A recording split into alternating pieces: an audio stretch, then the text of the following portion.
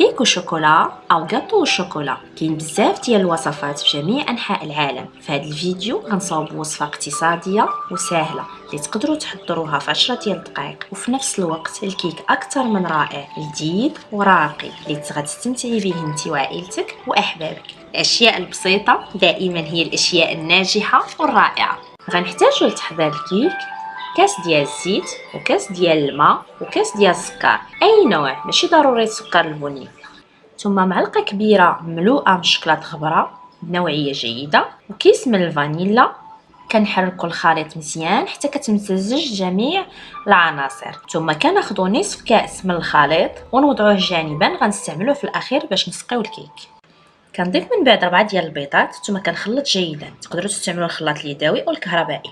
من بعد كنضيف 2 كيسان ونص ديال دقيق الحلويات. كنضيف الدقيق بالتدريج ونحرك مزيان. في الاخير كنضيف